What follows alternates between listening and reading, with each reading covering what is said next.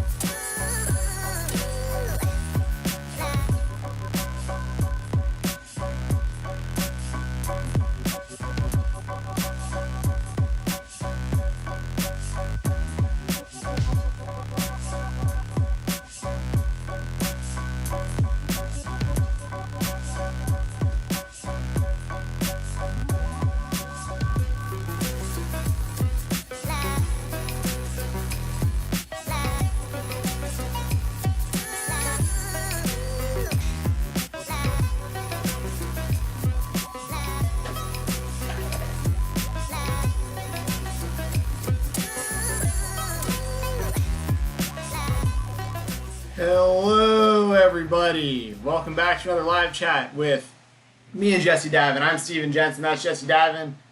Thanks for all the love in the chat, guys, for Corey Williams starting off that let's say hi to Steven also train. That's nice of you, buddy. Appreciate that. Yes.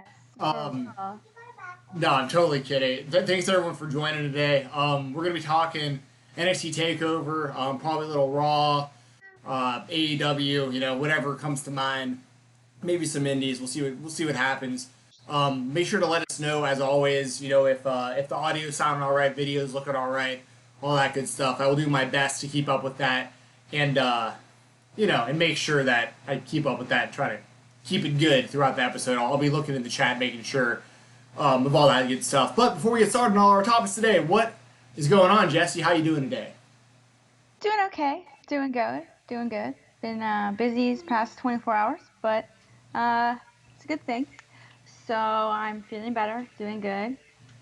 Just chilling. If you guys hear some random little noises in the background, my daughter's on her iPad watching YouTube, so I have to watch her, and she's eating chips.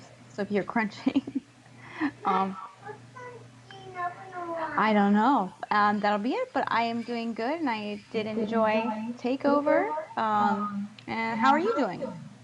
I'm doing good too. I enjoyed Takeover as well. We're gonna definitely talk about that a lot today. Um, yeah, I don't know. I told you before we got started, I was up super early in the morning video editing today, so I'm running on fumes, but I'm catching a second wind. I just jumped out of the shower, like feeling pretty awake for somebody who's only got about 2 to 3 hours of sleep last night. But yeah, good stuff. Check out MMA on Point if you're a fan of mixed martial arts. My next video should be dropping, I'm gonna guess, on Thursday of this week. So spent a lot of hours on that stuff. Yes, Without any, not easy. no, it takes a long time. People, kind of the rule of thumb for me is like pretty much for every minute worth of video that I edit for that channel, it takes me about an hour. So, I had about a 14-minute video, so it took me about 14 hours to edit, give or take. So, a lot of work, but the reward is great. Obviously, they pay me for one, but Yeah. with getting to see it on YouTube and when people start commenting and people either like the video or they don't like the video, whatever it is, the fact that anyone cares enough to watch the videos, I really appreciate. So I work very hard on that stuff. That all being said, though, yeah, I don't know if you want to just like jump right into Takeover or let us know in the chat. If you have comments, statements. Always super chats will be Yes. make sure to dive deep on all that. If there's people that won Takeover matches and you didn't like it or vice versa, let your opinions be known. If you want us on air to talk about your thoughts, opinions, comments, statements, questions, whatever it is, you send a super chat, we will make sure to give you your money's worth and talk about that for sure. For sure. I guess we can kind of like start with like our overall thoughts. I mean, for me, and stay with me on this one. Okay. My least favorite Takeover by far, but it was still absolutely great. That just gives you like a perspective of how highly I regard takeovers and how good they are. But this was like not the best one, like by far at all. It was like my least favorite, but that's okay. It was still freaking amazing. I still had a good time, but it was just not up to the caliber of NXT Takeover New Orleans or whatever. So that's all. It was still great. Don't get me wrong. But I'm glad it wasn't like in front of a crowd or anything. Yeah. I'm actually really glad that you went first because I had the exact same thoughts about that. Yeah. I think that part of the reason though that it wasn't as good as the others is because there was no crowd. Exactly. I think a crowd makes it. Yeah. It was circumstantial. So I give them some slack there. Yes, absolutely. No fault to the performers. And when you say that, and then I think about like that NXT Takeover New Orleans and stuff. If you think about NXT like in general, I feel like their formula is almost made strictly for like a live audience. You have the pauses in the middle where people will chant, "This is awesome." You have these amazing moments where people are chanting, holy shit," and all this stuff. And I feel like it's so perfect for a live audience, and that makes it so special. And I mean, this was still great, don't get me wrong, but it felt like there were pieces and elements missing. Yeah, I agree. And even like, for instance, we were gonna go match by match here in a minute, but like the Velveteen Dream versus Adam Cole match, Ooh. like I would much rather just see them just wrestle a match than like that whole backlot brawl stuff. Like, Yeah, that was so weird. yeah, like I mean, I didn't like hate it, but it was also, I mean, Adam Cole. I've been saying this for years, but like I think Adam Cole is the most valuable, like overall talented person that not just on NXT, that WWE period has signed under contract. And like,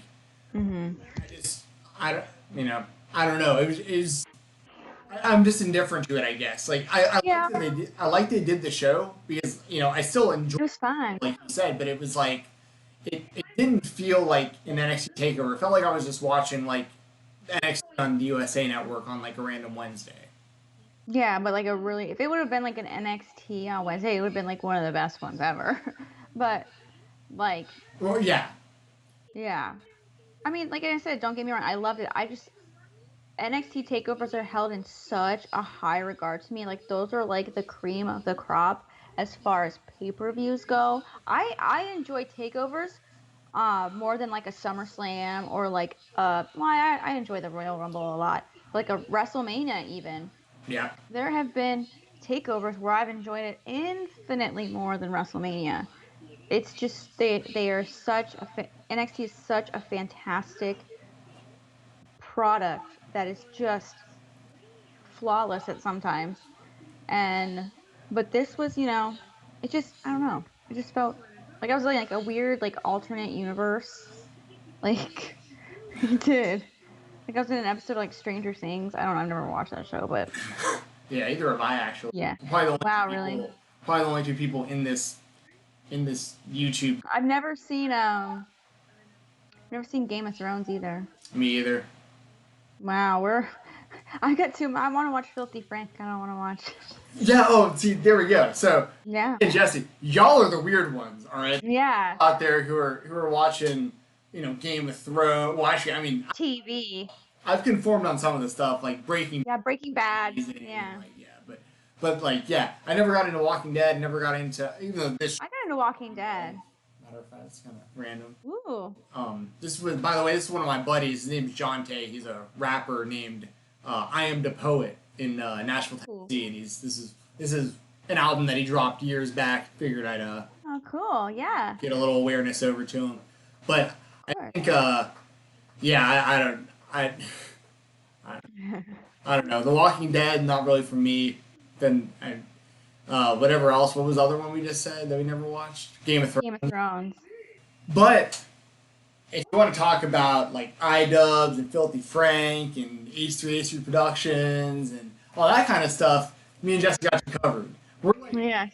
We're kind of like the weird old head, like not we're kind of millennial but kind of not. We're like right on the cusp. We're probably like the oldest people watching like iDubbbz. Yeah. We're like at the top of that demographic. Like barely there. We're like scraping the top. We're like, So great. Yes. Honestly, I mean, I like the content regardless, but a lot of it I watch even more now because I'm just constantly trying to think of clips to put in those MMA videos for like just random like funny moments and stuff. And YouTube is a great place to find that kind of stuff. Yes, it is. Yeah. All right. Well, let's talk some NXT Takeover in your house. And once again, one more reminder that if you send a super chat, you will have your question, comment, statement, whatever it is. It'll be read out on the air, and we will also make sure to dive deep on it. So even if there's like an opinion you have about who should have won or lost these matches, or matches you want to see, based on the results of this show and stuff, let your be heard. Send a super chat, and we will make sure to get that out there for you. So starting, we had a 6-woman tag team match. Mia Yim, Shotzi Blackheart, and Tegan Nox defeated Candice LeRae, Dakota Kai, and Raquel Gonzalez. I know I chose the Mia Yim team to win in our predictions. I can't remember who you picked, Jess. I would assume I did the same. Yeah, this was one where like there wasn't any real consequence to like the winner. Yeah. As far as like, I just figured like it'd be kind of the feel good story of the babyface team winning, and that's kind of what we got. Mm-hmm. What did you think about the match? Anything you want to talk about here? I thought it was really fun. I think with a six-woman tag, it's pretty easy to hide like any like weaknesses and flaws that someone may have.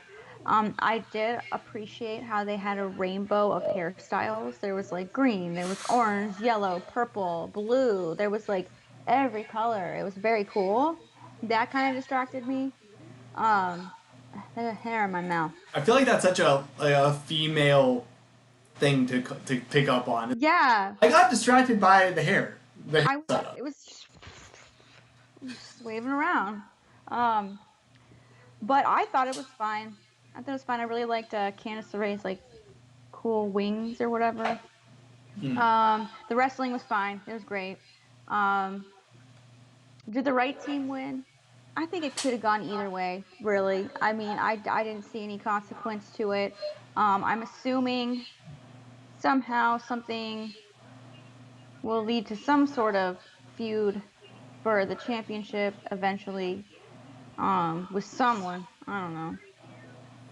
Yeah, because it looks like there's more of it that we'll talk about in a couple matches here, but like it looks like they're clearly doing more with like the Mia Yim and Keith Lee versus Mhm. Gargano and Candice LeRae. So I could even potentially see that being like an intergender tag team match or something. That'd be kind of I was thinking the same thing. because like obviously they've done mixed tag matches plenty throughout WWE history, but they've never really very rarely ever do like the intergender type stuff, and it could be really interesting with the four of them. Like if anyone's gonna attempt it on WWE TV or whatever NXT TV, basically same thing at this point. The same thing. Yeah, those are probably the four to do it. Absolutely. And I'm not saying that's what's happening. I it maybe potentially could. Makes sense. Yeah. So anyway, I'm with you though. I thought the match was fine. I think the right team won. Mm-hmm. There's not really much more to really say about it. Nope. Yeah, I mean, if anyone in the chat has something, if you have a super chat contribution, if you want to super chat your opinion on a certain match, go right ahead. We'd appreciate that. But yeah, I just there wasn't much to talk about in this. Yeah. Well, in the next match, we had Finn Balor defeating Damian Priest. I had Finn Balor winning this one. I can't remember who you had I can't remember who you had most of these actually, to be honest, because I think we agreed on a lot of them. we agreed on like the whole thing. I feel like I think this one I wanted Damian Priest to win because I thought Finn Balor just didn't need to be. That's right. But then again, we started talking about how he was feuding with like Vita or no, not Vita. Tyler was it Tyler Bate? Who was he feuding with? Yeah, Tyler Bate over in the NXT UK. Oh, we got a super chat. And he was also doing some stuff with Dragunov. Yes, I'll get to that. Thank you, Ahmed, for the super chat. Very much appreciated. This one looks like it's for me, and it has nothing to do. Well, actually, let me just read it out. And this is the great thing about super chat is if you want us just to like go sideways and just start talking about whatever you want us to talk about, that's the best way to do it. Is send a super chat because we'll give you your money's worth, or at least we'll attempt to. That's right. Question says, "Hey Steven, how are you?" I'm good. How are you? Said came in to ruin NXT's fun by saying AEW rules. I agree with you. AEW does rule. NXT is pretty great too, but I like it more also. LOL. I'm busy. I just came to say hi. Hi. Whether I've seen the Cage Fighter movie or not yet or not, dude. I have not. I have done nothing but video edit since the last chat that we had here, outside of taking some time to watch this show that we're talking about right now and the UFC over the weekend. I basically watched an MMA show, a pro wrestling show, and I've done nothing but video edit outside of that. But thank you for reminding me again because that movie does look really interesting. I remember you talking about that last week. So thanks again for the super chat, man. Much appreciated.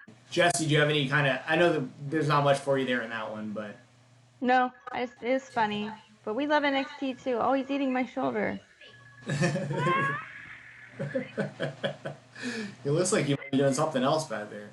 Oh, oh my God! Up now. Oh, actually, I'll give my thoughts on the Finn Balor win. I like this win. Thank you. Seriously, it means a lot. Seriously, now more than ever, it means a lot. The super chat. Yeah.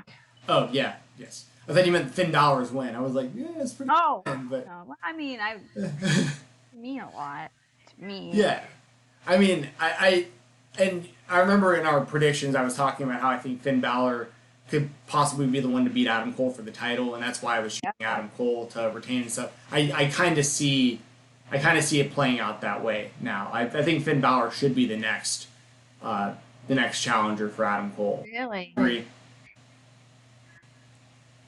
Do I agree? Yeah, like who do you think should be? Yeah, because we talked about it. Yeah, I think either Adam Cole or Karrion Kross is really the only two that like really stand out. Karrion needs to. I mean, we'll talk about it more, but I just feel like Finn Balor beat more people. Oh my goodness.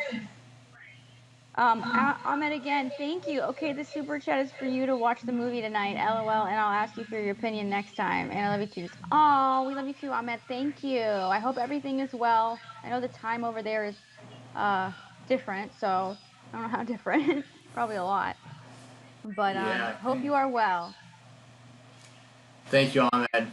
Um, yeah, now I really want to watch that movie. You basically just paid to make sure we Yeah, watch right? the movie, so I will. Like today might even be good. What day is today's Tuesday, right? Yes. I'm so off right now. Like, all right, so Your days are do all that tonight. Maybe that tonight. Um, but I thought Finn Balor versus Damian Priest. I thought the actual match was all right. Like, it was a good match. But Oh, sorry, my tummy's making weird noises. There's a lot of stuff going on. um, but yeah. You're, yeah. So the match itself, great. I thought it was really fun. I love Damian Priest. Damian Priest is so talented. I remember what. Oh, you can see my light. What was I watching? I was watching just a random NXT on one Wednesday. I think it was when they had first gone to USA. Didn't they go to USA before? Oh my God, stomach. Before AEW went to TNT. Yeah, by like 2 weeks or something like that. So I think I was watching that. I can't. It may have been even longer ago. Um, Damian Priest had a match, and I was like, I like this guy's style. He's huge. He's really talented. He's athletic, and he's like Ricochet in a bigger body. And um, I really, really, really, really like him. And I thought Finn Balor was the perfect opponent for him, especially on a takeover. Even though he lost, I thought it was really fun. I really, really, really enjoyed it. Oh my God! And didn't he get his spine almost severed in half when he got thrown from Finn Balor? Oh, Yeah, that was nasty. Yeah, he hit that. the edge with his Ooh, lower back. It reminded ooh. me a lot of like back in like '98 when Shawn Michaels like Yes, injured his back on the under like doing on the casket when the yes. threw him over the ropes. It's like Ooh. yeah, that was And he kept going. yeah. Oh yeah, he powered through it. I got a question for you. This you kind of reminded me to ask this based on your observation of the hair in the women's match before that. Yeah. For Damian Priest, what do you think about his ring gear? He wears like half mesh see Yeah, through. it's very hot topic. It's weird. Uh, well, he's the Archer of Infamy, right? I guess. Let's pull up a picture of his gear from Takeover. Let's analyze this. Let me see if I can find it. Yeah, Sure, you can sure. find it. Um, because he could be going for some vibes that I'm trying to analyze here. I mean, I don't like. I'm I just. mean, I'm just curious. yeah, Like I I was don't really- watching it with some. I was watching it with some friends, and one of them just like pointed out. He was like, "I've never seen someone wear that before." Like it was just like, what is that dude? I don't know why he's wearing that, but I don't know. I'm trying to find the picture right now. Well, if it got you out of a ruse, then for sure, it's something we need to talk about. Yeah, this it's not very big on here. That's what you said. Let me see if I Yeah. let's see if I can find a better picture of it. You can kind of see there. I mean, you can see it. It's just a little bit small. Huh. Okay. You said again, but Mm. you can kind of see there. It's like see-through, but like only part of it. It's like fishnet. That's got to be a cosplay reference that we aren't getting. You could be right. I mean, It maybe it just went right over my head. Whatever the. perhaps he's going for Icarus, who flew too close to the sun. I Is don't that what know. Icarus? Is that what Icarus looked like? Fallen Angel, maybe. Uh, Fallen Angels vibes. I don't way know. too deep. Way too deep for me. I mean, they put a lot of thought into their gear. you know. Yeah, that's why I was asking about this. Yeah. It's like you It know it wasn't just some like very random. it was very Jinko Jeans rebellion. Jinko jeans were awesome. I had so many big, huge, like it was like 50-inch circle pairs. And then I got in trouble. Well, I didn't get in trouble. They talked to me at school. They were like, you need to be really careful wearing those really wide ones because we don't want you to trip and fall because we'll be held liable. That's what they were worried about. They were really nice, though. They were really nice to me. I remember they always had cool like cartoon character like logos on one of the ass cheeks. Yes. Or one of the pockets, I guess I should say. I'm talking about like little kids here. Like, yeah, it was like I was probably like what we were probably what 10 years old, something like that when those things were. I would say so. It's definitely elementary school, well, and middle school probably. Middle school. Middle school was where it was at. Because they had like were they pipes? Remember there was like other like big. Yes, things. there were other ones. There was like something ink. Some ink. I don't know. Oh man. Uh-oh. We have a run-in. Scarlett. You're disappearing and coming back. There we go. All right. So, we're wrestling, okay? I Okay. There. wrestling is a complex. Oh. What did she say? Wrestling is a what? Accomplishable. It's accomplishable. That's a big word. That's impressive. Scarlett, don't paint on my phone. Don't open the makeup. So yeah. There you go. So yeah, Finn Balor wins. Happy about that. Yeah. The next match we had Keith Lee defeating Johnny Gargano. I loved Keith Lee's gear. I thought it was very important, and I thought it was really good that he was able to get that done so quickly. Because usually ring gear takes a really long time to make. Yeah, it was a Black Lives Matter. Black Lives Matter. Hey Scarlett, who's your favorite wrestler? How many are there? A lot. How many are there? What are they? You like AJ Styles, right? Yeah. Yeah, she likes AJ Styles. That's always a good pick. But yeah, I thought that, and we'll talk about this more when we get to Tommaso Ciampa. I really do feel like this is leading to like a DIY reunion because where else do you go from here? I'll be completely honest. I could not care less about what happens next with Johnny Gargano. Yeah. He's totally screwed. Cause like if he gets called to Raw or SmackDown, like he's done. Like he's done. Like there's nothing they're gonna be able to do with him. Yeah. And they've tried it before, and he was like right back down. Yeah, I don't know what happened with that. Like Ciampa got hurt, and then I think they were kind of like, maybe this is a good excuse to like not. I mean, just imagine where. I mean, he probably would have been a part of the furloughs recently had he like had that call. Oh God. Like he'd probably be hanging out on WWE main event every few weeks. Like I just don't see. And here's the thing. Now he's kind of in that spot at NXT also. He's been established as just a perennial loser. Like he's won a couple. He's like he's won the title before. He's a Triple Crown, but I love NXT. But I'm going to be brutally honest here because and a lot of the reason is because I know Johnny Gargano has a very strong fan base, and a lot of them love his matches and think he's like one of the best in-ring workers. And he's had very good matches. He's like his match with like Ciampa and some of the other takeovers. His match against Andrade for the NXT title, fantastic. Yes. He's had DIYs, had some good I mean, he's had some very good in-ring matches. It's also like, okay, you're the first Triple Crown winner in NXT. All that really says to me is like everyone else has moved on. Like you're still there.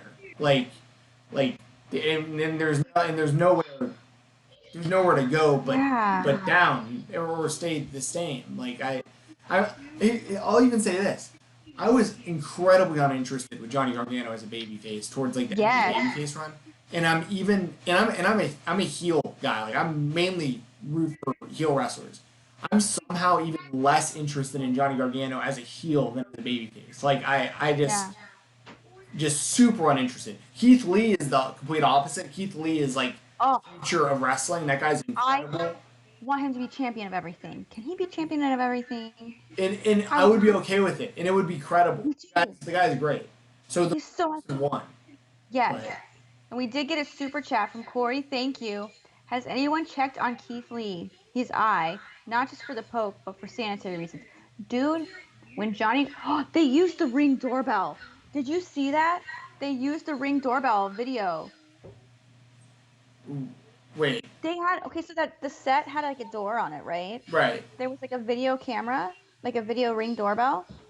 And I was like, someone needs to like check that footage because I'm seeing things, you know, they're not adding up. And sure enough, I think it was him and I think it was Keith Lee and Johnny Gargano. I think it was. They start fighting like up on the entrance ramp. I see that. It does. They started fighting up on the entrance ramp, and they immediately cut to the Ring camera. Huh. It was great. But before that, so Johnny Gargano walks through the door. He uses the door. He utilizes the door, and then he closes it and he takes the key and he looks at it and he like puts it in his trunk. Right. So Right. he sat that key in there with his sweaty balls like the entire time, and then lifts it out and tries to poke Keith Lee in the eye with it. I was like, ew. I would assume that Keith Lee does not have pink eye. I would hope not. Let me tweet at him. I'm laughing, but I'm like, Yeah. because of how just ridiculous that would be. But yeah, you're right. I do remember him taking the key and then he wound up using it. I'm so over the Johnny Gargano trying to have the Shawn Michaels HBK or the Shawn Michaels Ric Flair retirement match moment in every match 10 freaking time. I'm trying to stay monetized on this one if we can. So there's every freaking match. It's like, how many times do I have to watch just the action stop only to see Johnny Gargano just lovingly looking his opponent in the eyes or being scared, or it's like, I just wrestle, dude. I don't need to. It's like the Lucha Bros Cero Miedo thing. It's like, bro, Yeah.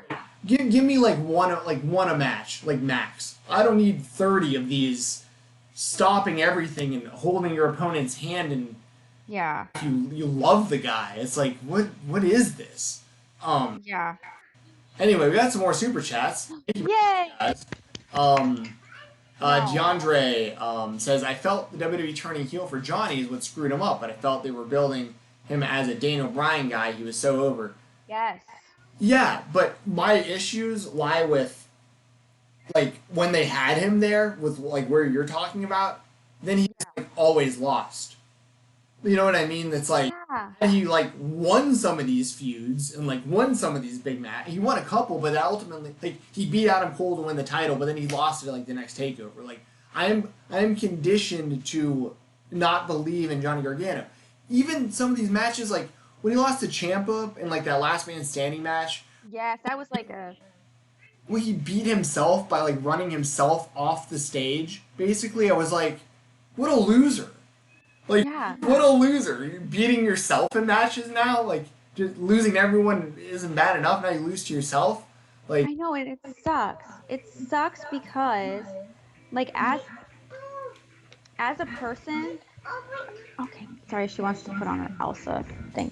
As a person, like, IRL, in real life, Johnny Gargano, he's like a Cleveland Browns fan. He's from Cleveland. He's from Ohio. He's a really cool dude. He likes Marvel. He's like a superhero guy. I saw him at Disney with Candace one time. He's like a really cool dude. Really, like, genuinely likable person.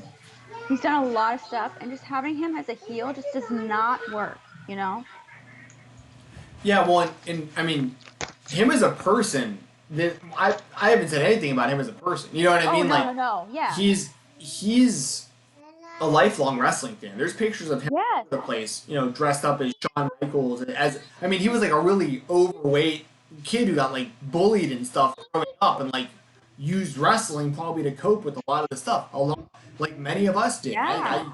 My mom was sick. I used to watch wrestling to escape. There's a lot of people who go through stuff.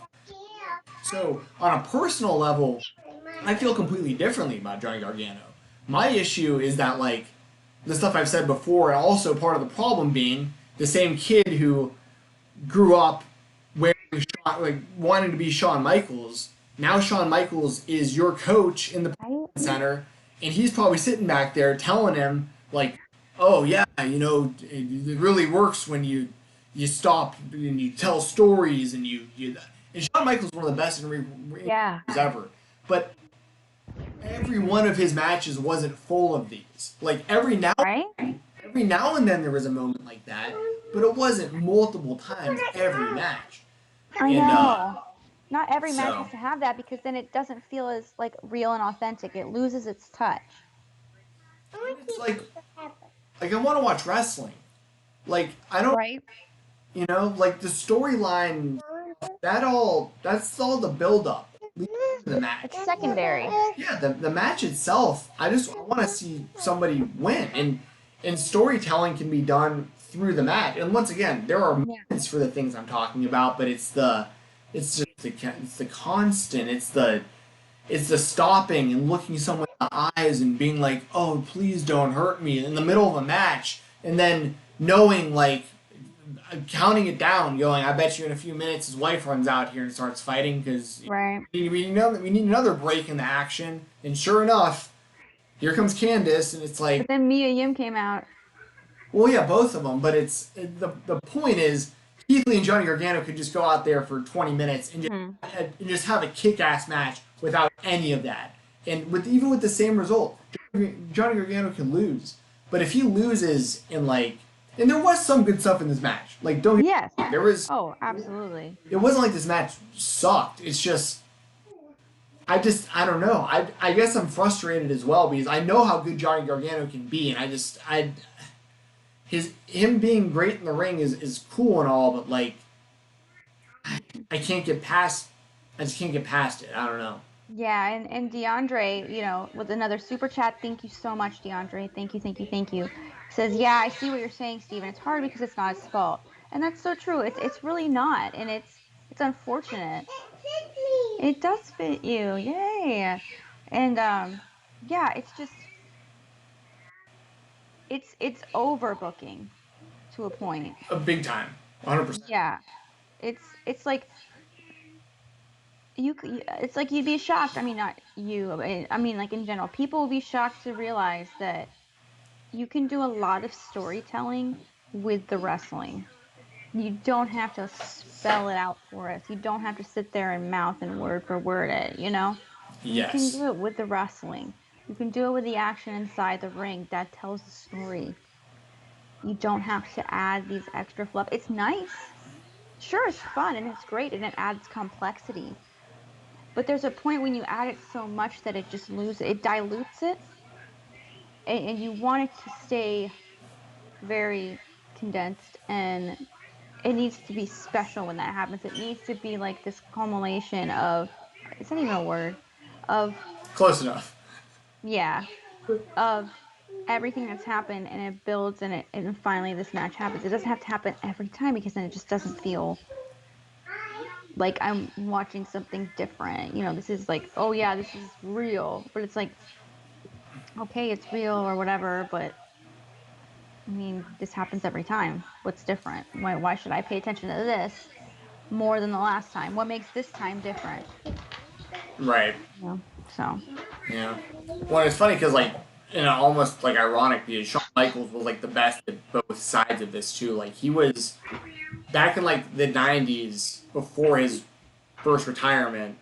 Like, he got over through storytelling in the ring, like just like with the wrestling, because he was shorter than most of the other main event guys.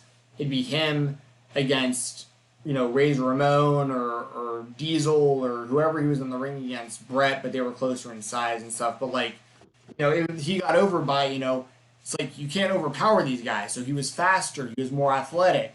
He had the super kick, he had the elbow drop, he did Hurricane Ranas and could also brawl on the ground when he got there. And like, it was, and you learned to love Shawn Michaels because you were like, oh, this guy goes out here and he's different and this is entertaining and this is the kind of wrestling I want to watch. And he helped change the business forever. But then later in his career, it was more of those like he changed his style significantly. He was still amazing, but he became one of those like move type wrestlers where he has the same type of match. He has his same comeback that he does, same sequence of moves, and a lot more of just like the storytelling with like talking and body language and stuff towards the end of his career. So he's been on both sides of it. I just wish he would lean towards more like the in ring, just good match side when coaching Gargano.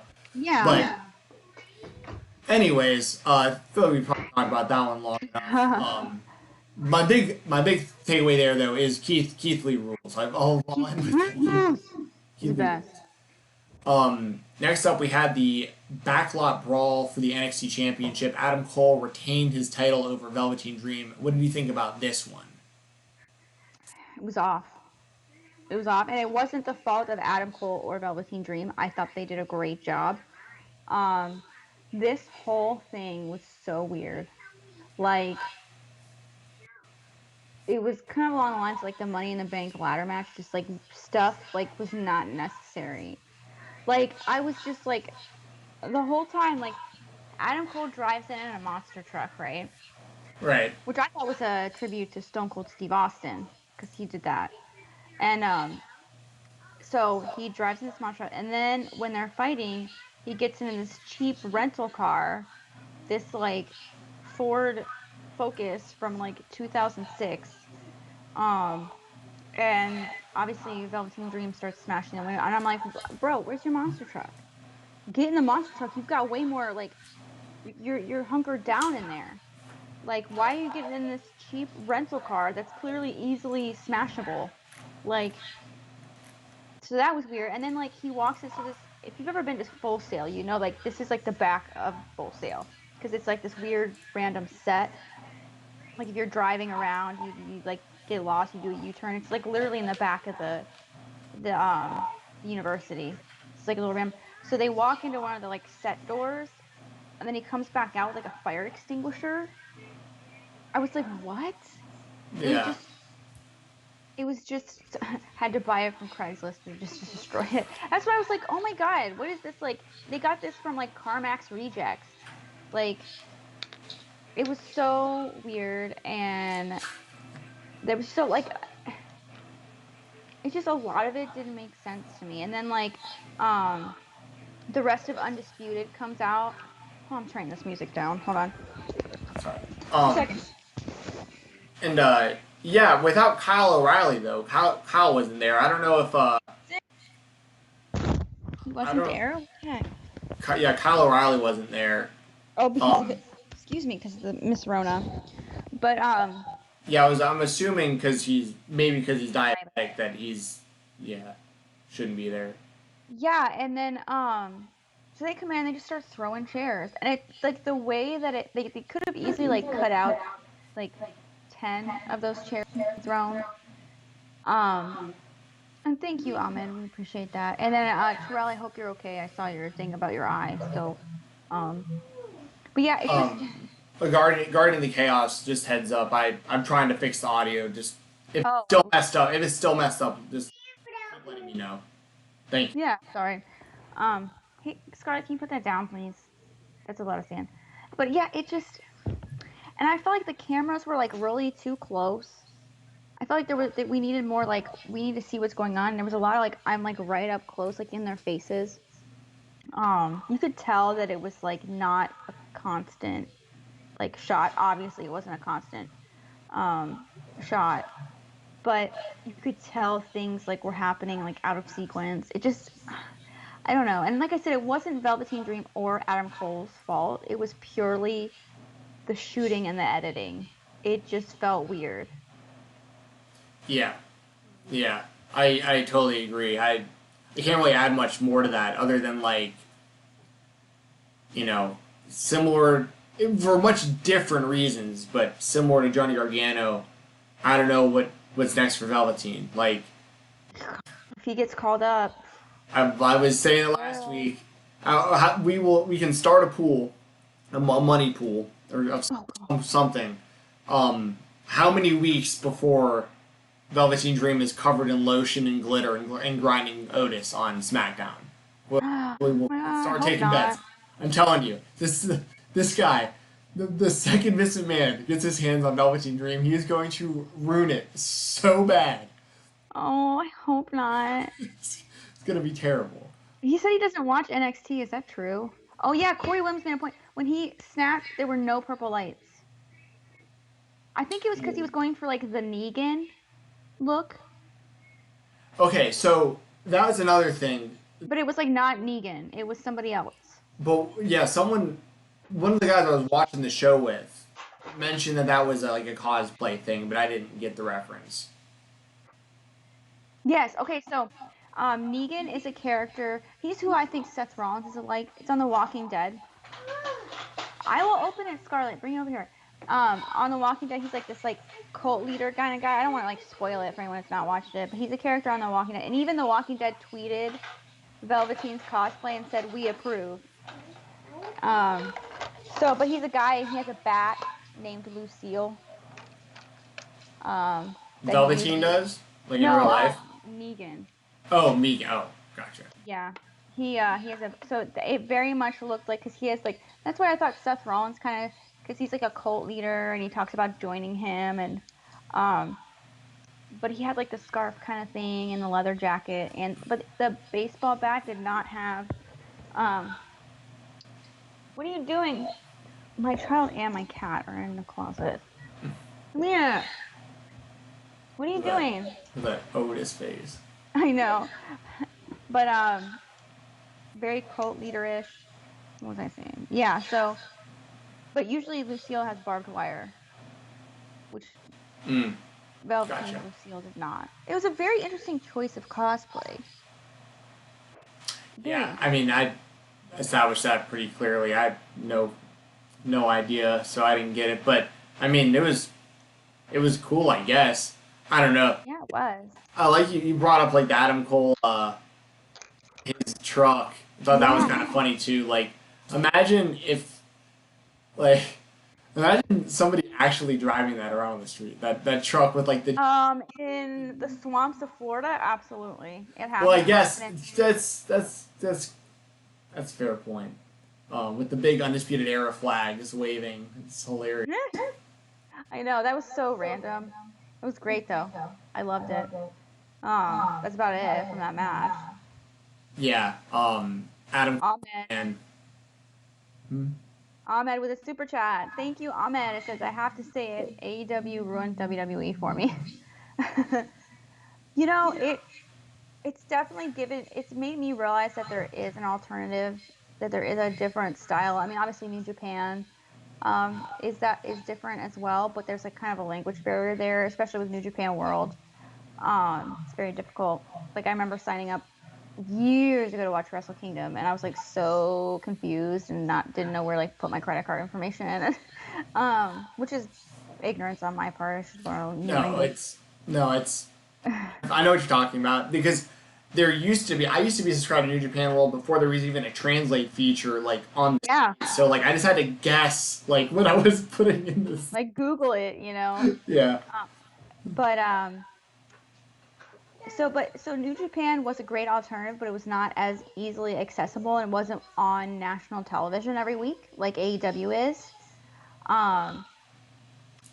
So now that we have an alternative that we can watch that's a little different, pretty different from WWE,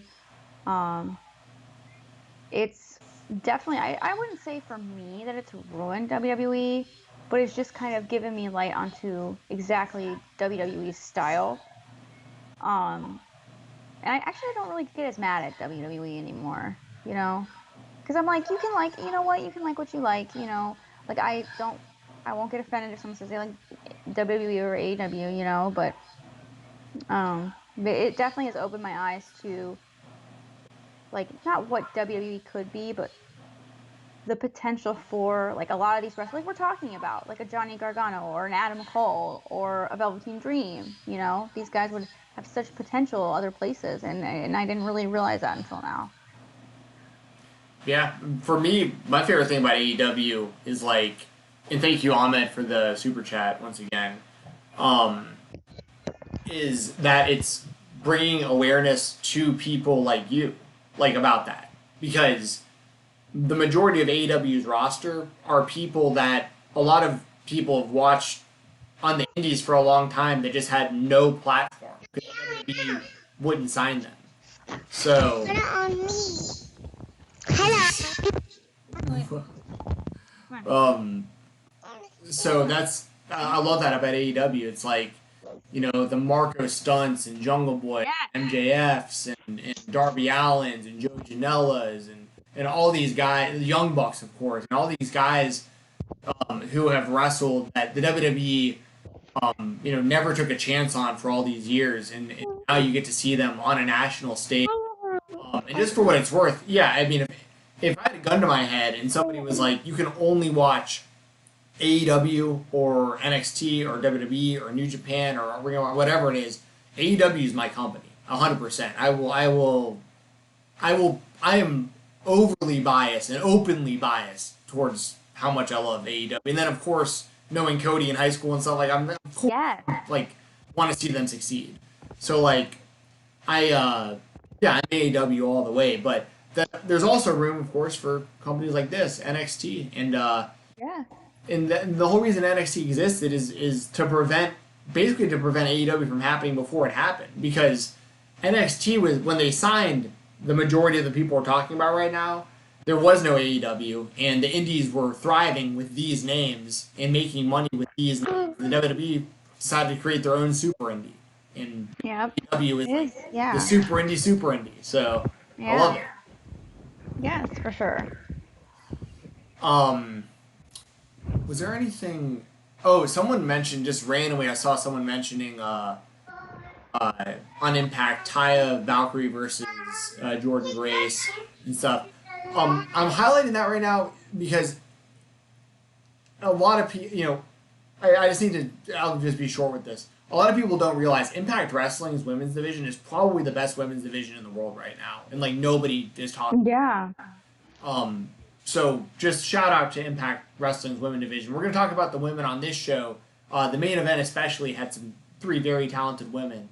But Impact's women's division does not get the kind of spotlight it should from just like the overall wrestling fans. So definitely, if you like women's wrestling, there's a lot of really really good female wrestlers in Impact. I mean, the world champion is a woman, Tessa Blanchard. I mean, that should say a lot right there. Ahmed says, I respect every word from you. You're a pro on the mic. I'm assuming you mean both myself and Jess. No, he means you. He means you. No, well, either way, thank you. Very nice of you to say. Yes. Thank you. Someone also in the chat earlier had asked if Killer Kross made an appearance.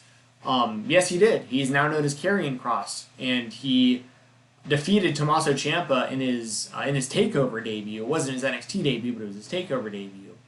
And he won by technical submission. He basically choked out Ciampa. And the real high, or I don't know what the right word is. I was gonna say highlight, but the most interesting thing when you look at like this screen we have right here that everyone's looking at, 6 minutes and 13 seconds. He just ran through Tommaso Ciampa. He jobbed out Tommaso Ciampa. And Tommaso Ciampa is like the biggest. I mean, he's up. I mean, as far as like the current people on NXT's roster, I'd say you have like in a league kind of their own is like Ciampa, Adam Cole, Finn Balor, like those guys.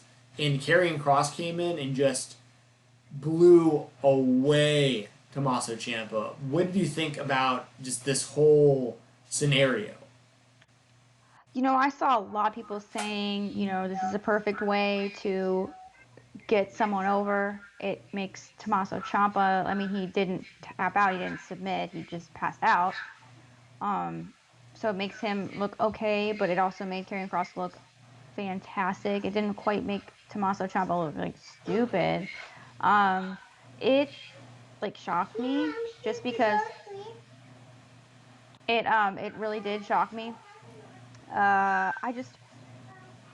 The whole thing with Scarlett and the Fightful situation really just completely turned me off on her. Like that whole unprofessionalism. So I'm really trying my best to like think she's become a better person, like put that past me. But I just cannot get over it. So it's kind of like turning me off of Killer Kross too. But I really do like him. My husband like literally he wanted to turn off Takeover after this because he's like that. I only came to see Karrion Kross. I only came to see him. Wow. Yeah. Oh, he will watch NXT, and then when Karrion Kross is done, he turns off the TV. Like that's like all he wants to watch on NXT right now. I think his character is phenomenal. I think it's intimidating. I don't really think it needs Scarlett. I would love to see her in the women's division. Well, and I think that her singing, her lip syncing during the entrance is weak. It is, but she stopped doing it all the way. Yeah, but it's still weak. It's still lame. Like if his entrance just started the way that it is, like when he gets into the ring, where the lights are just flashing and the smoke is up, and it's like that, like orange and black is just like flashing on the screen. That's like his entrance should just start with that. Like she can still like walk out and have like the little whatever the crow or whatever is behind her, dove, whatever bird, hawk is behind her. I don't even know. She doesn't need to like. Like, girl, we get it. You're here. We saw you. You're in the fog, honey. We can't even see you doing that anyway. She's like. Yeah, I don't think she really. I don't think she really adds much to his presentation, other than she like aesthetically, it's a good. It looks like it's like him next to her is like and that isn't like to belittle like she can do her own thing and like have her own career and like I'm just saying when you look at Karrion, it like adds to his character when you see like this like hot blonde like just who's like also like strong, and we know like she wrestles and like I think it makes him look even better to have her than if it was just him alone. So I think the pairing works well in that regard. Mm-hmm. But I mean, I love Karrion Kross. I think he's incredibly talented. Tommaso Ciampa taking the ring apron to the neck freaked me out. Yeah. It looked like on replay that he did do like the shoulder blade thing. I hope so. I mean, I would sure hope so, but like that really scared me like a lot. And here's my thing. Okay, a lot of people are like, especially with the Jeff Hardy thing, and then with this too, they're like, oh well, he signed off on it. If he signed off on it, then it's okay. No one is signing off to get hurt. No one is signing off to, they're signing off to say, okay, I'm going to do a move. It's a little bit risky, yes, but Karrion Kross, make sure you don't throw my surgically fused, repaired neck into the ring apron, which is the hardest part of the ring, please. No one is signing off on that. And I'm not saying it was Karrion Kross's fault, but that is something that, okay, cool, Tommaso Ciampa is okay with it. If I'm like Shawn Michaels, or if I'm the one putting this match together, if I'm the agent, I'm not letting him do that. I'm not. I don't care how good it makes Karrion Kross look. It's going to make him look really bad if he paralyzes Tommaso Ciampa from the neck down. Yeah, well, he doesn't even really need to do it. Like that move could have not even happened, and the same exact thing would have been accomplished.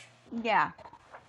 Yeah, I mean, it was just completely unnecessary. I mean, yeah, sure, perhaps, I was like, well, maybe it was done to kind of inhibit Tommaso Ciampa, and okay, so he's easier to defeat, but it was just far too risky for me. So I guess he was easier to choke out and render unconscious because his neck was already hurt. I don't know, but he's tough enough, for real. I'm interested to see what the next the next evolution of like moves that people like the next step that's taken, because like right now like a lot of people are doing moves to like the ring apron. For a really long time, like no one really took moves to the ring apron. Now like everybody does it, and I'm wondering what like the next thing is gonna be like. Are people gonna start doing like the El Generico brain buster like on the top turnbuckle? That's just gonna be like a normal thing where people are like, I don't know. It's kind of crazy that people are taking these moves to the apron like so consistently, and it's just like such a normal thing. Whereas before it used to be like you hit that ring apron, like the match was over. Right? They should. I would have stopped it. You know, you could have done like ref stoppage and made him look cool. But I mean, that would have scared me. But like, I don't know. That really was like, Yeah. Well, either way, like, I mean, I think the right person won. I think they're absolutely. Clearly, but Tommaso's in that same boat though as Velveteen and as Johnny Gargano. You show up on Raw or SmackDown, good luck, buddy. I know. And that worries me. I don't know. It's going to be very interesting to see what they do with Johnny and Tommaso.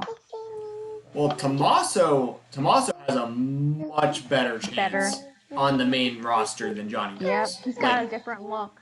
Yeah, different look, character, intensity. He has a chance. But see, that's part of the problem. I saw somebody say it in the chat earlier. We talked about it last week, but like the Road Dogg literally went on Corey Graves' podcast and said if Adam Cole was taller, he'd already be the Universal Champion. Yeah, you didn't hear that? Oh yeah, No. So it's one of those things where like, you know, if Adam Cole is gonna have a hard time because of his height, all of these guys are screwed. Because Adam Cole is like an exceptional talent. Like it sucks that height. Talented. Yeah. Like, I'll put it this way. I think Adam Cole's the most talented person they have. And if his height's holding him back and Tommaso Ciampa is like the same height and Johnny Gargano is like the same height, like, then WWE doesn't deserve them. Well, yeah, I agree, but they're signed to WWE, so... No, but it's like, they don't deserve it. If they're going to discriminate upon height, like, they can literally show you in the ring that they are a believable champion, and height has nothing to do with that, you know? It's just so strange. Yeah. Yeah, especially, like, with like all the success of like Daniel Bryan and like CM Punk's not a big guy, and so I mean like they're so spaghetti. Yeah, terrible MMA fighter. So bad. It's all done. No, it's not. We got one more match. Charlotte agrees. Yeah, CM Punk's really bad at fighting, but in real fighting, he's good at pro wrestling. The main event we had Io Shirai defeating Charlotte Flair and Rhea Ripley. Charlotte Flair loses the NXT Women's Championship. I was correct on this prediction as well. I'm just not realizing it. I was right on every pick on this whole show. Yeah, you were. It was too bad there was no Wrestle Rumble. I know. This would have been a great show for a Wrestle Rumble pick'em contest. I know. And the finish was even what I said. Charlotte. It was what I said. In the figure eight, and then it's a belly flop off the top rope. Yeah, totally called it. We called it, yes. So anyway, I'm glad Io won. I think that Io, all three are great though. All women deserve it. I have no problem with any of them at all. I saw like something about Charlotte talking about how she's interested in like going after some of the men's titles. I don't know how legitimate like the stories are or how serious she is about it. I don't really want to see it, but if anyone's gonna do it, like Charlotte's damn good. Like for a man, a woman, trans, whatever. Like regardless of gender, Charlotte Flair is a great, especially big match performer. Great big match performer. Rhea looked great. Io looked great. I think Io winning was the right choice too, because I think it's the one people expected the least but wanted the most. So yeah, I'm all for it. What did you think about the main event and Io winning the championship? I think Io needed to win, and she was the rightful, deserving. You don't need to be loud. I'm on a podcast. I have to be a little bit loud. I think she was the rightful one who deserved to win. I really do. I think she's the one who everyone's behind. Everyone loves Io. Nobody was. Everyone like. Think about it. What's the point of Charlotte going back to NXT? She just lost. You know, it was pointless. We love you, Charlotte Flair. We respect you. You're great. But No, that's not me. it just Mom. That's not mommy. it was pointless. And if Charlotte had won, No, that's not. people would have been really mad, and it would have really hurt the ratings. I really do feel like that. I can see you. So I'm really, really glad that Io won. I think she's the future. You got to book for the future. Where Rhea Ripley goes from here is anyone's guess, I guess. I don't know. What do you see with Rhea, and what do you think about the match? Well, I thought the match was good. I thought the match was good. I like Io winning. I'm glad I was right with the prediction. I think that Charlotte doesn't like. It's funny because Charlotte works the best as champion, and there's not many people that I say that about, but like Charlotte as champion just always works. It always makes sense. She's always a threat to the title, and she's always a threat to win. Like every time that Charlotte wrestles, whether it's in the women's Royal Rumble matches or any of these like multi-women matches or triple threats, or even though I chose Shirai to win in my prediction, I always go into Charlotte Flair match thinking that the WWE has booked her to win. I always feel like she's always going to win, and I like that. I like that there's wrestlers out there that I feel like are better than the rest of them. I feel like there should be some levels to it, because when things like this happen, when Io Shirai gets a win over Charlotte and Rhea, it means a lot more because Charlotte Flair was involved. It helps, and yeah, I mean, in all honesty, I'd like to see Charlotte win the Raw or SmackDown title soon. Like, Me too. Not against Asuka though. Poor Asuka. I mean, she won last night. yeah, No, wait. Did she? I'd kind of like to see them do Sasha beating Asuka and have Sasha and Bayley holding all the belts. That'd be cool. Yes, that would be cool. But then I could see maybe Charlotte being the one to like maybe ruin that or something. Like she comes in as the dominant horsewoman and shows everyone who the real queen is. Yes. Oh, there's another super chat. Yay, Corey! Thank you so much. Can you say thank you, Corey? Yay. It says, where you put Charlotte among the all-time of women's wrestlers? Yeah, one more match. We're talking about it. To Corey, she's at the top. She's up there. She's got a. She's not up. She's not up there. She's in. Where is Charlotte? She's still at the wrestlers. She's still at the other wrestlers. Okay. What can she do to get up to the top of the wrestlers? Kill them.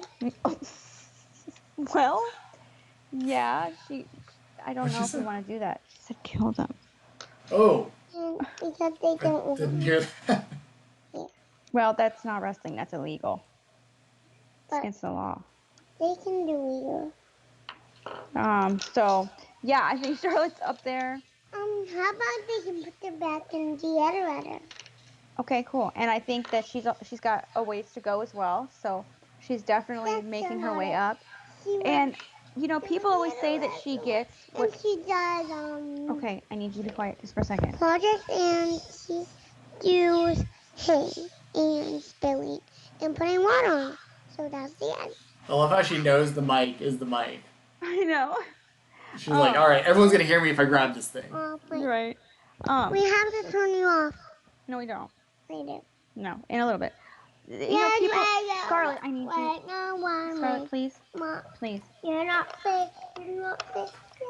I There's think that Mom, Charlotte, people say that she gets what she gets all these title matches because her dad's Ric Flair.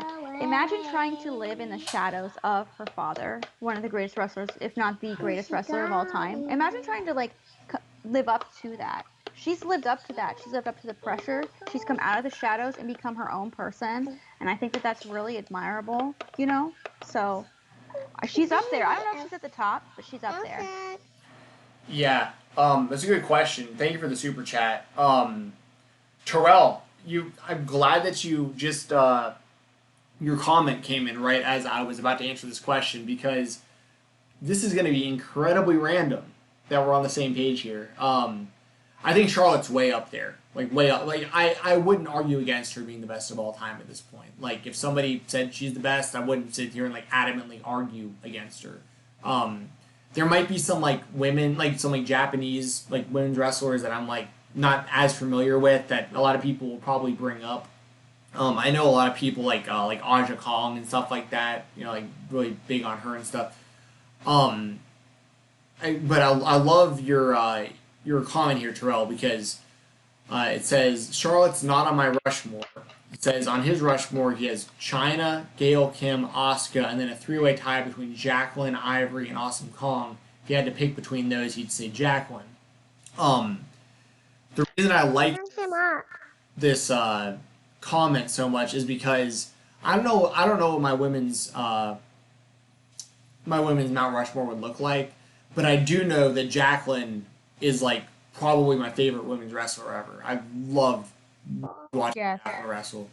She was always so credible. Like she always looked like she could actually kick some ass.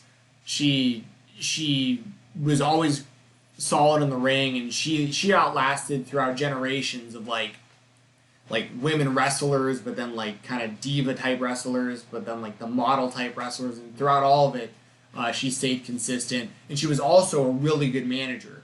Managed Harlem Heat, I remember. Managed the APA, I believe. But she was really great at managing. So she was a great manager. She was great in the ring. I like listening to her on the microphone. She 1,000,000% deserves her spot in the WWE Hall of Fame. Yes. So I'm glad we get to talk about Jacqueline on this show, because she doesn't get talked about that often, and I'm a very big fan of hers. If I had to say the best women wrestler ever, though, like Chyna would definitely be way up there. Her run wasn't quite as long, but she really broke a lot of barriers. Yes. She was Intercontinental Champion. You okay? Yeah. Trish and Lita are going to be in the conversation as well. Yes. They were game changers. So it's hard to say, but like I wouldn't argue, to answer your question, I wouldn't argue against Charlotte being considered the best. And she's still fairly young, and still like she's probably going to double or triple the amount of titles she's won by the time she hangs her. Oh, easy. Yeah. I fully expect, if you were to ask me this question 5 years from now, I think that Charlotte's probably going to be the easiest for best of all time. Yeah. Yes. Yes. Cool. That's NXT Takeover. Great show. Not the best takeover, but still fantastic. Yeah, I completely agree. Yeah. Is there anything that y'all want us to talk about before we get out of here, chat? Yes. If there's any last minute super chats, we will make sure to dive deep on whatever your comment, statement, question, whatever it is, happens to be. My apologies for the loud child. It's just part of being a mom. Yep. So what I'm going to do here in a second is I'm going to talk about our sponsors. And while I'm talking about our sponsors, that is a great time to get those last minute super chats in, because once I'm done talking about this, then I'll kick it over to Jessi, and then when she's done, we'll get to those last super chats, and we will get on out of here for today. So, starting off with our sponsors, I'm going to start with Heroes and Legends this week. This is a pro wrestling memorabilia company. They have autographs, DVDs, everything you think of. Action figures. I do a lot of business with these people. Chad, the man behind Heroes and Legends, is a great man. He is a fair person. He will give you a good deal. And I kid you not, I have another...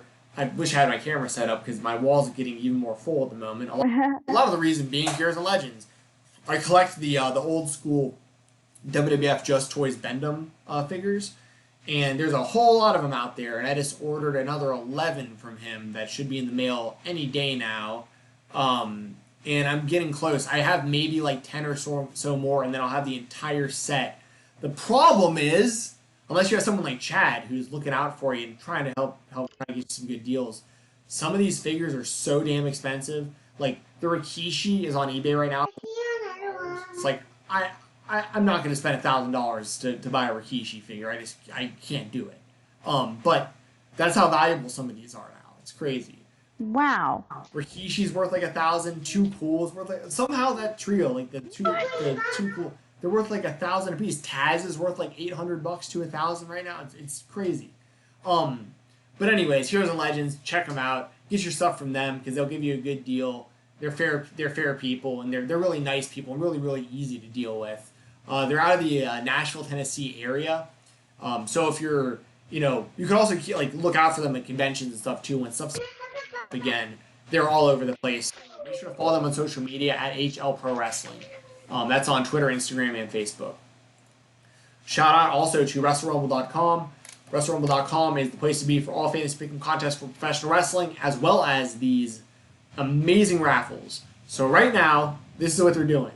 $1 entries, the winner takes all. You get the WWF Championship, the old school Winged Eagle. You get the old school ECW World Heavyweight title and the old school WCW style World Heavyweight Championship belt. All three of those are yours, potentially, for only $1, which is insane. $1? $1. What? Yeah, I mean, like, I'm not just saying this because they sponsor the show. I've talked about it all the time. I was doing these contests and raffles and stuff before they even sponsored my own personal podcast, and that's been years since then. So, like, I am 1,000,000% all about these WrestleRumble.com entries and pick'em contests and raffles and all this stuff. It's just so awesome what they do. These belts are worth like $300 to $400 a piece, by the way. So you get like, I mean, this is like $1,000 worth of belts coming your way for potentially That is for $1. For $1. Insane. Make sure to stay up to date with all their contests on Twitter at WrestleRumble. Lastly, we got my brother Brian Jensen. Make sure to give him a follow on Instagram at BoxingATL. It's BoxingATL. He is a part owner of Steel Boxing. He helps with and runs Parkinson's foundations and stuff like that. He can help you learn how to throw hands, get in better shape, whatever it is. If you just, want to, even if you're a professional, he corners professional boxers, amateur boxers, people want to do charity fights, all that kind of stuff. Or like I said, if you just want to get in better shape, he'll help you. You can follow him on Instagram, once again, BoxingATL. There's some videos of his work and stuff. This is inside his gym in Georgia, helping this dude out, learning some new angles, really working that left hook. Left hook and overhand, big time there. If you don't want to go inside because you're still, worried about stuff going on pandemic-wise, he'll help you outside. This is him out. Again, boom. Rocking that Fight Talk podcast t-shirt available at whatamaneuver.net. Search Talk. So yeah, good stuff. And he can also help you online. This is him doing some dexterity work with one of his Parkinson's patients. Awesome. My brother has worked alongside like Emory Hospital and stuff like that, so he's very credible, very knowledgeable, and he's gone through his own personal struggles with some of this stuff himself. So he can help you out, help you reach your goals. Once again, Brian Jensen, BoxingATL, BoxingATL. Get a knockout workout without getting knocked out. Hit up Brian Jensen right now, and of course you can follow me as always on Twitter at FightTalk _ FIGHTTALK _ I know we've got a super chat from DeAndre. I will get to that after Jessi talks about her stuff. And if there's any other super chats last minute, we will make sure to get to those after Jessi. Jessi, plug your stuff. Okay. Okay, so the best way to get into contact with me at all is on my OnlyFans. OnlyFans.com/Jessi the Buckeye, same as my Twitter handle, JESSITHEBUCKEYE. It's more important than ever for me to be able to get that kind of support, that much appreciated support. So if you would please consider subscribing. I do talk to people all day. I try my best to get back to everyone as soon as I can. That's the best way to personally reach out to me and talk to me. And there's some fun content over there. Not for kids. Gotta be 18. Sorry. And then obviously there's my Twitter. That's obviously where I've become who I am, I guess, as far as professional wrestling. It's at Jessi the Buckeye, JSSITAGBUCKEYE. Best way to see what I'm talking about, my opinions on wrestling, videos, reaction videos will probably be back tomorrow. Bro, for AEW? Yeah, I think so. I was a little shook yesterday, so did not make reaction videos for Raw. I just didn't feel like it anyway. It's too long. I was tired. She likes my parents. Oh, she does. So yeah, those are the two best ways to contact me. Obviously, subscribe to the YouTube channel if you want to see us go live. You want to get notified that we're going live. Subscribe to the YouTube channel. Subscribe. Okay, it's yours. And Scarlett's YouTube, it is her YouTube channel too. So make sure you hit that subscribe button and hit the bell notification so you'll know and you'll never miss when we're going live. You'll never miss 30 minutes before. Macy did not knock you down. 30 minutes before we go live, you get a reminder notification. Then when we go live, you get a notification. And make sure you hit that like button if you've liked our content. I'm not like forcing you to do it.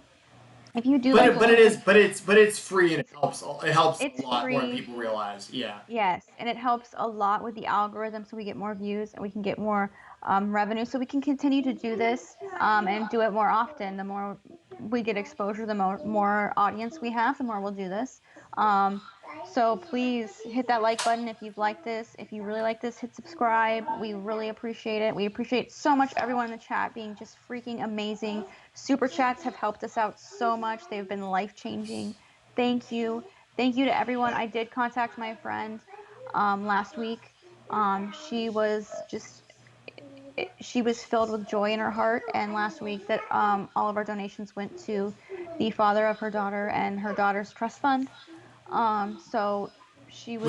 We raised what, about a little over $100. A little over $100, and then I had a few people afterwards reach out to me. So thank you to everyone for doing that, and for such a great cause, and thank you to everyone for helping us out as well, because time will tell, but this is very important. I know something y'all don't know. Yeah. So we really appreciate it, and thank you so much. So let's get to that super chat. Yes, and also Greg Cherry, I just saw your direct message on Twitter on my phone just now. I will talk to Jessi about that actually right after we go live with this, and then I will follow up with you sometime in the next couple days. But I haven't forgot about it, but thank you for the reminder. Okay, I'll get you some later. Super chat. Yes, super chat. Yes.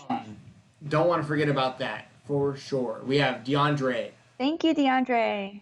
Thank you very much, DeAndre. Thank you to everybody who sent a super chat ever, and today especially. Says, I would say Sasha, Charlotte, and Bayley would be my top 3 all time when it's all done because of how many barriers they broke. Yeah. It's interesting that I didn't say interesting because if you're going to limit it to a top 3, understandable. It's surprising you don't have Becky in that mix, but at the same time, yeah, I could understand being a bigger fan though of Sasha, Charlotte, and Bayley over Becky though. Like if that might just be the case. I think that's interesting. Yeah, they definitely broke a lot of barriers. The 4 horsewomen of pro wrestling did definitely, especially with those takeover matches. Like it really started getting the ball rolling when like Charlotte was having those matches with Natalya, and even before that, Paige's run with NXT Women's Title and stuff. But like, it really started popping off, in my opinion, with like Sasha versus Bayley. Those were like the matches where they were headlining takeovers that included people like, I could be wrong with the time, but it was people of the same kind of star power as like Finn Balor and Kevin Owens and Sami Zayn, and like they were getting the main events and deserved it, which is incredible. Yes. Sorry if I was doing this. I was being a little bit Italian, even though I'm not Italian, with my daughter. Come on, girl, what are you doing? Gotcha. But yeah, this whole, it's interesting when we talk about like a Mount Rushmore or something. it's so subjective, but it's I think this whole oh, you said Becky too at 4. Cannot forget So to he have was energy. basically what I was saying, but Yes. So and thank thanks for you. another Yeah. $2 to It's still follow that yeah. up. Uh, woo! But yeah, she's on a mission. She's pretending there's a mailbox in my. She's using the dresser. She's trying to slide things in. So she's I at the used to have post a office. I used to have a roommate, or I shouldn't even talk about this, but I used to have a roommate. You just reminded me. I used to have a roommate in college who he'd like go into his bedroom and like we all knew what he was doing, but like when we talk about it, like he'd be in there by himself for like a while, and he was notorious for like we'd be like, dude, we're all going somewhere, or like, dude, we need this or that, and I'll never forget like we had a class together, and I needed his Oh. help with something. I was like, dude, like I can't, like I'm not gonna pass this test without you looking at this. Like I need to make like, and I'll never forget him just being like, slide it under the door, bro. Man was dedicated to his business. Yeah, whatever he was doing in there, I'll just never forget. Like I had like my like essay that I needed to turn in like the next day or whatever, and my buddy was like way better at the subject than I was, and I was like, dude, I really need you to look at this before I turn this in. And he like was locked in his room, and I'll also never forget like just slide it under the door, bro. Oh my god. So I slid in my essay. Under the door. Oh, those are the days. That was our. Oh man, I know. It's Mm, wild. But yes, mm. Becky's in there too. Ken, thank you so much, DeAndre, for the super chat again. This whole like women's revolution deserves its like own spot on that Rushmore, you know?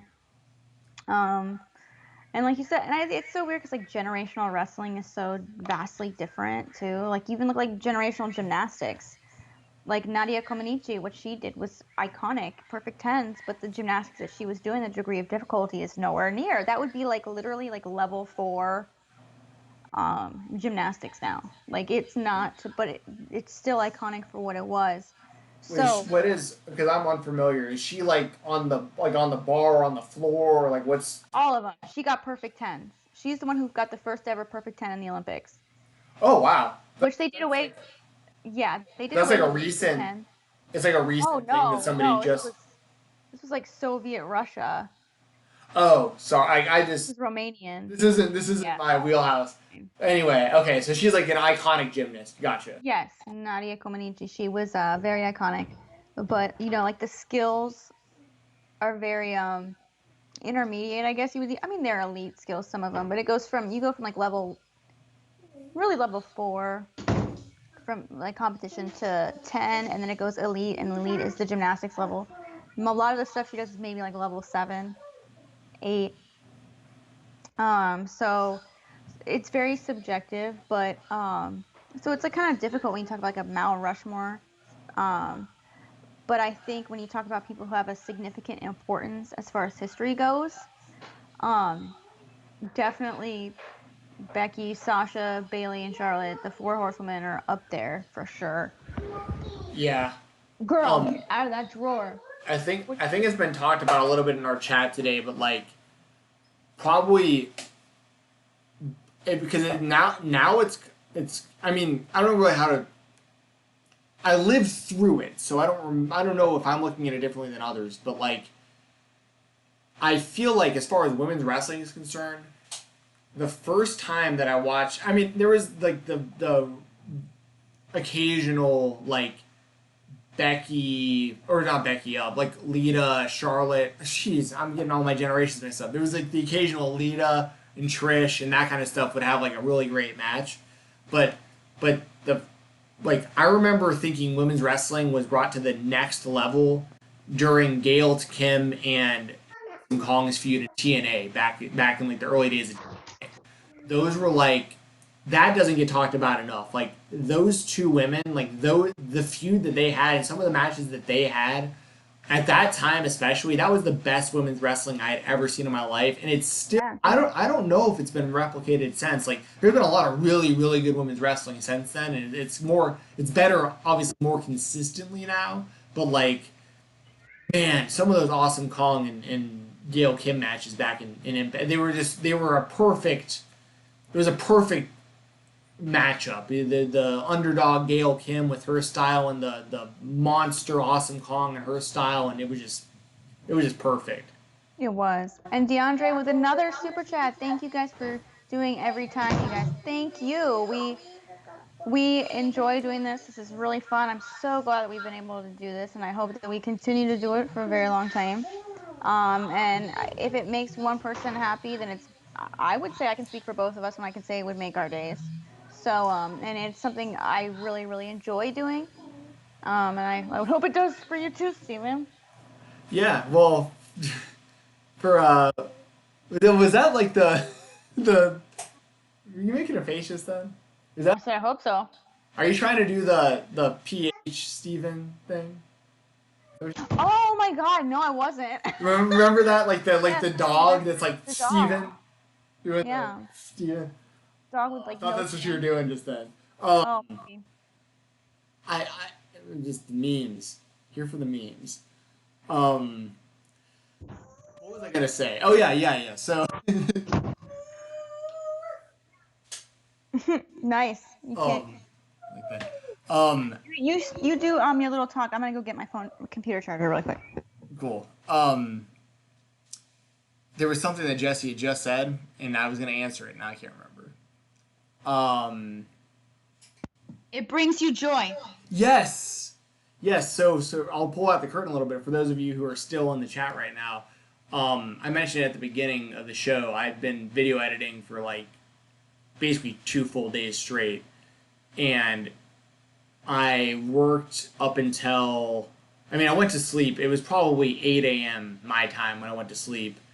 And I'd committed to doing a MMA podcast earlier today with one of my buddies, and it's becoming a regular thing over at the Sobros Network, which is it's a Nashville-based website, and they do a lot of sports-related stuff, sports, comedy, movies, all that kind of stuff.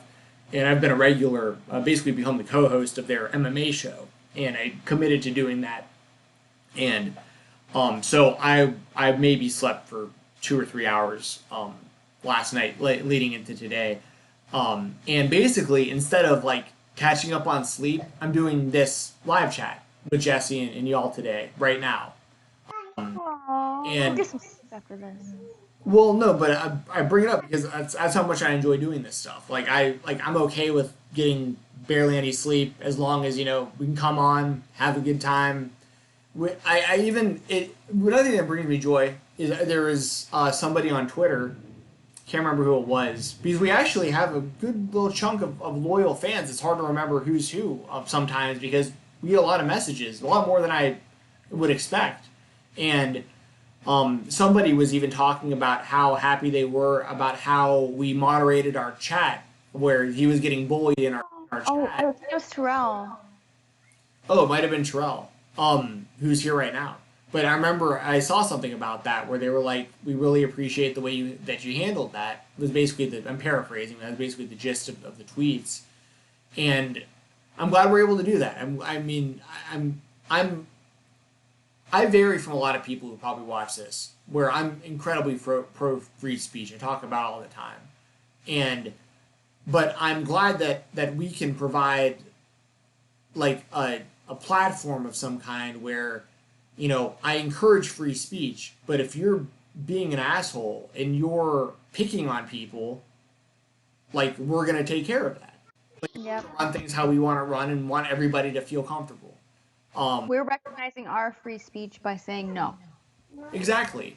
Like, you can say whatever you want. I'm never gonna like report you, or if you like threaten somebody, like that's one thing. But once again, that's already illegal. You can't threaten people. Yeah.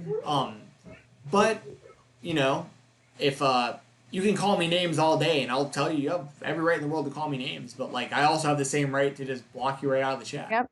You know what I'm saying? So it's like, we'll do it our way, and we feel like our way is very fair, and we feel like even if it sacrifices potentially more viewers, just having like the core viewers that we have already at this point, I'm very happy with just the small core we currently have. Mm-hmm. We can grow that, phenomenal. If not, I'm still happy.